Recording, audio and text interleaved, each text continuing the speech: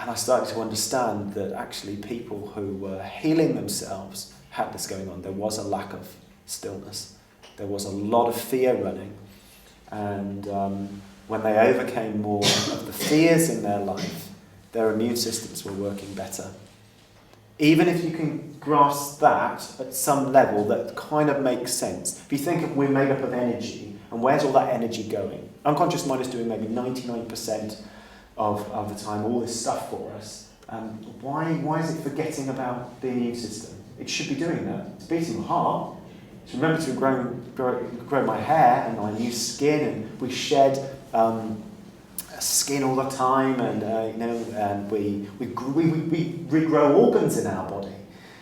Why is it remembering to do that and then going, oh yeah, body's made a mistake. Immune system. Ooh, don't know about that. And there was some sense in, okay, if I work on some of the stresses in my life and the stresses in the past and the beliefs I have about the world, maybe my immune system can start to work better. And it did.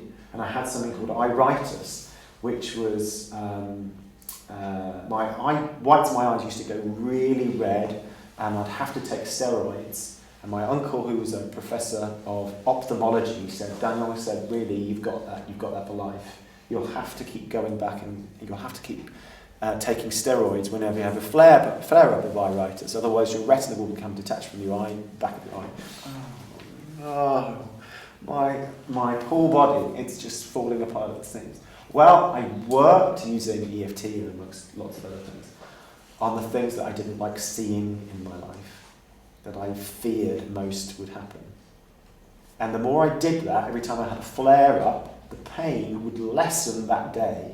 And at night time, I'd wake up, do a lot of healing at night time, and then I'd wake up the next day and it'd be significantly better. And slowly, by tapping on, using EFT, the things that I feared most, and started to shift the vibration of my body and my unconscious mind, so it wasn't wanting to get to be all the time, it was actually having a little bit more stillness.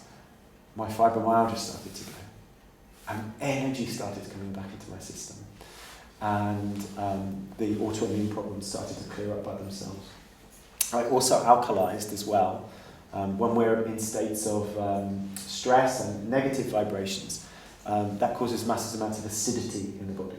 But I really concentrated much more on the mind, and I cut down on my sugar intake and started taking chlorella and having veggie juices like cucumbers and celery, and I didn't get into it in a big way, but it did have an impact on me, and I had more energy, and it made me feel better. So I learned over periods of time after studying this that actually if you work on your emotions and you alkalize the body, you will heal. And I've seen lots of people heal from all different types of things. So health is something that does interest me, but actually I'm interested in lots of other things. So I will see people with all different types of issues and problems.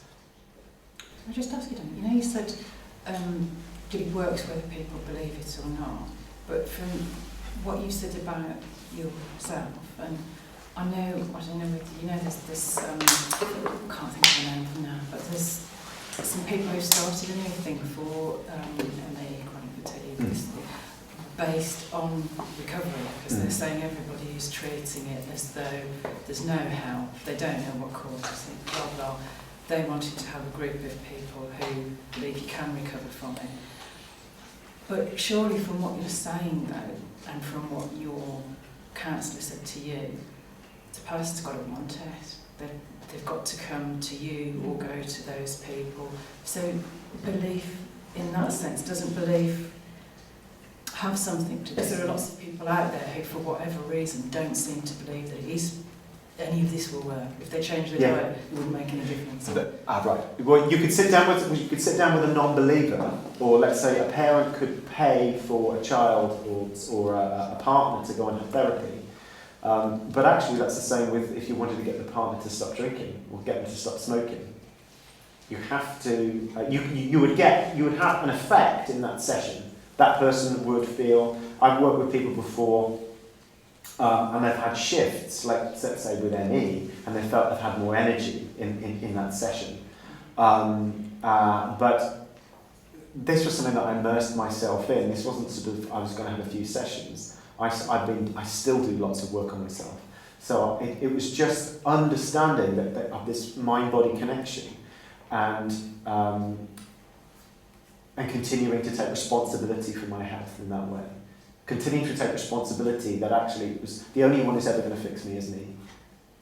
So I'm totally responsible for that. It's my life now. Having said that, you could still work with somebody who didn't believe, and they probably have a reduction of symptoms in that session. There's quite a likelihood. Or let's say you work with somebody who's chronically addicted to something, and I could do an NLP process on them that makes them literally want to vomit when alcohol goes near them.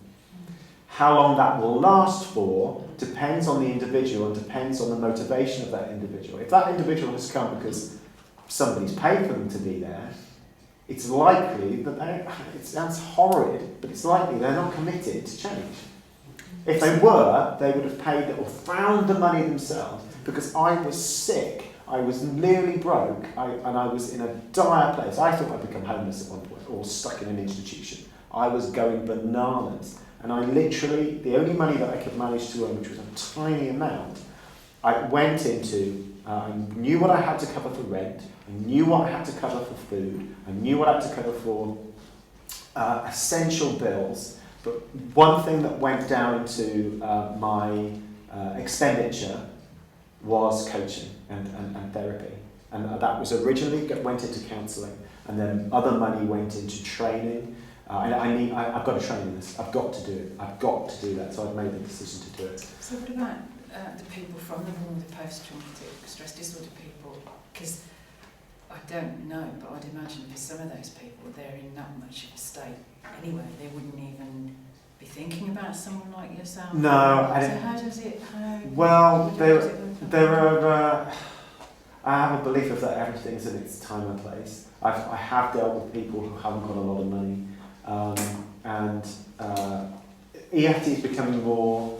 It's becoming more aware, and it is much more in public consciousness. It's not just EFT, because there are other things as well. But EFT is quite a simple tool, and it eventually is going to get accepted that it's not a pseudoscience, that there is some theory within this, in the same way as acupuncture did. Acupuncture wasn't accepted, let's say we're in this country, so we have the NHS, and really things have to go through various, as they should do, various committees, and we've got to make sure that this works. But I've got a friend who's a counselling psychologist on the NHS up north, let's just say up north, and she did lots of training, and then they did pay for her to go and do EFT. And I think she can use it with her clients as well, patients. Would it be effective for anorexia? Absolutely. Anorexia is a lack of beingness, isn't it? Anorexia is it's a lack of beingness. I've got to be thin. So it's a body dysmorphic. So if they didn't want to come and they were sent. I think this is the thing as well. It's people who are sent.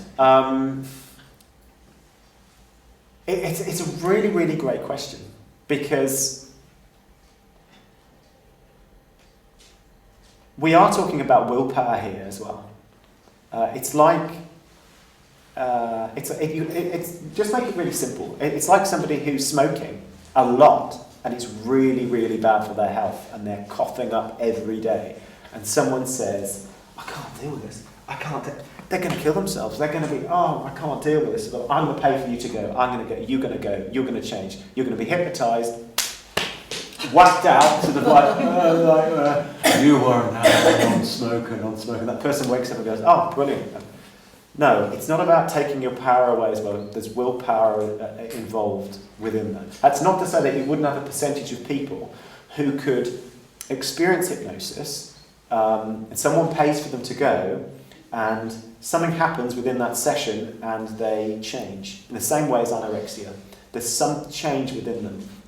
But anorexia is a disease, but in the same way as someone would say alcoholism is a disease. So it's massive. There's a massive unconscious process happening here. Quite simply, I much prefer it when clients phone me up and say, I can't do this anymore, I want your help. Do you think if they were sent to you and then you talk to them, then they would change their mind and they'd be sort of willing to carry on? Yes, that has happened. It does happen sometimes. The mother has phoned me up and they've talked to me, and yes, will you speak to my daughter? Yes, of course, I'll speak to your daughter. And then will you meet my daughter? Yes, that's fine. And so there's some kind of rapport that's made, and they feel, yes, this person could help me. We have to have that therapeutic alliance that they believe that I can assist them to do that. But it's why I do coaching as well, because it's not about just 1 or 2 sessions sometimes. You know, with something like that, someone needs coaching from that place of unease into much more of a place of ease. And that's going to take time. And as I say, the majority of people who come to see me don't have that kind of going on. But there are people who are exceptionally desperate. And I've had much more of a mixed response with people who haven't committed to it themselves. They haven't made the investment, and it's not just about the financial investment. It's the personal investment. They are going themselves. They are deciding to do that. It's a complete investment in lots of ways. So it would be your personality as well. Yeah, but equally, that individual, let's say somebody who comes for sessions, that individual who doesn't get better, actually, you don't know that session hasn't started something, a process within, unconsciously, that 6 months' time, there comes a stage of, I am responsible for this. There's something that happens that you've sparked a process of healing within, self-healing within that individual. I've worked with people before who haven't quit smoking. There are no guarantees with what I do. You can't give guarantees. But when you make the distinction between the therapist being the one in power to you're the one in power, and actually it's me aiding your unconscious to work even better for you. It's a bit like how long is a piece of string, and I've made a commitment to having coaching for the rest of my life, but that doesn't mean that I necessarily need it, but I understand that I benefit from it, because there's always things that I can break through an unconscious limitation of and experience more. Lots of successful people who I've modelled actually invest in coaching as well. So whether they're growing their business or there's some issue that happens within the family. So there's not a limit to anything, although people will majoritively come for 5 sessions. But we will review how they are after those 5 sessions and where they would like to go next. How would you define spiritual coaching? How would I define spiritual coaching? Explain it to us. Well, I've said spiritual counsellor. It's understanding the process that you go through from being so attached to ego, which is wanting to get to be all of the time, and that's all that you feel that you are. You feel that you're this mind constantly. I did. That's who I was. I was very attached to mind, and it's doing all these things for you. And usually, when people come for sessions, they're pretty desperate because they're so associated to mind, and when they start to realise at an unconscious level, through the work that we're doing, that there's something else to them behind that wanting to get to be. There's something else that is powerful, and that there is a presence behind there.